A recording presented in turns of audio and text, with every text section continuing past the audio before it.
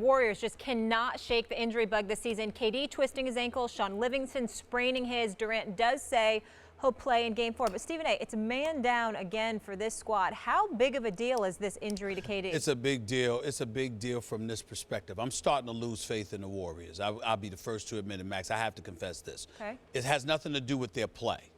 I'm questioning their durability at this point. It just seems like some black cat is running around and they're getting jinxed. Steph Curry goes down. Klay Thompson goes down even though he's back. Kevin Durant goes down even though he's back. Draymond Green was out for a while. Now Sean Livingston goes down. And to me, remember, when I talk about the Warriors beating Houston, I'm assuming both teams will be fully loaded. You know, I'm not thinking that, oh, my goodness, we're going to have injuries to deal with. Because you see Houston, yeah, James Harden's one thing. CP3 is one thing. But as you pointed out yesterday, Clint Capella is no joke. And then when you look at cats like Gerald Green and you look at the Trevor Arizas and you look at Eric Gordon's, these guys want it. Now, granted, are you going to make shots or are you going to miss it? It is my opinion that in a Game 7, palms get sweaty. You know what gets tight. And I think the men show up and the boys find a way to disappear. And I think that at the end of the day, when it comes in terms of basketball vernacular, I think that the Golden State Warriors, fully loaded and healthy, would be the team that I would put my money on.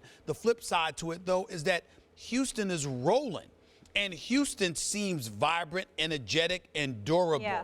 And to me, every little thing seems to be going wrong with the Warriors. And to me, you got to be right to beat this Houston team. I don't even think Houston's really been playing very well by their standards, to tell you the truth.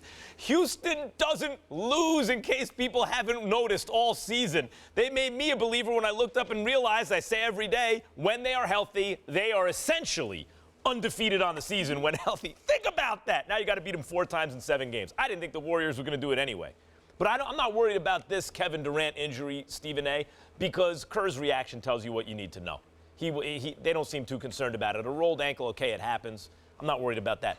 I'm worried about Steph Curry. Stephen A., without Steph at 100%, as I said, I didn't think they beat Houston anyway, but they obviously have chances. Without Steph, no shot to beat Houston.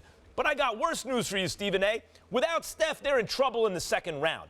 They could win, but they could also lose. That's not news. In the second round. They news. Right now, thanks to Ben Alamar, our head of analytics, Stephen A., and of course our friends at Second Spectrum, they have the worst overall shot quality of any team in the playoffs so far. Now, they're hitting the shots because they have great shooters, but the shots themselves are of lower quality. Per 100 possessions, 6 fewer shots in the restricted area, 6 more shots, twos, outside the paint.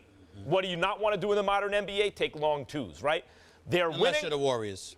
Well, even if you are the Warriors, unless you're the Warriors against these Spurs. You prefer the 3 as a long 2, but they'll know how to step back. Their math is usually 3 to 2. Against these Spurs are overmatched. We all knew that. And that's why they do it. Against Houston, I bet you they take a foot back to be beyond the arc. I'll tell you what, that has to do with Steph not being on the court. I'm saying 6 fewer in the restricted areas, 6 more long twos without Steph on the court. He has a profound impact on the offense. He's the engine that makes that team go. And I'm telling you right now, they are in serious jeopardy.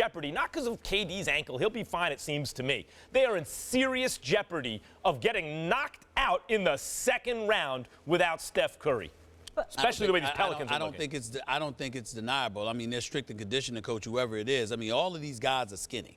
All of them. It just seems that way right now. Livingston, Durant, Steph Curry. I mean, we all know that they're surreal players, particularly the latter 2. But the bottom line is this. You're gonna need all your horses. And I've got serious questions about their durability right now. I mean, it seems like a piece of paper can sit up there and it feels like it's not them. their year. But I get that it's just a twisted ankle, but with that, isn't it easy to re-injure it again? Well, meaning like it's weak, you roll it out again, potentially sprain it? Of course. It's like the thing with Embiid yesterday we were arguing. Stephen A., when you were talking about the orbital bone, there was a doctor who'd said, hey, he's in serious contact, could re-injure it permanently or whatever. But that could happen with serious contact anyway. Thank you. Sure, Molly. Yeah. So now you've seen the light. No.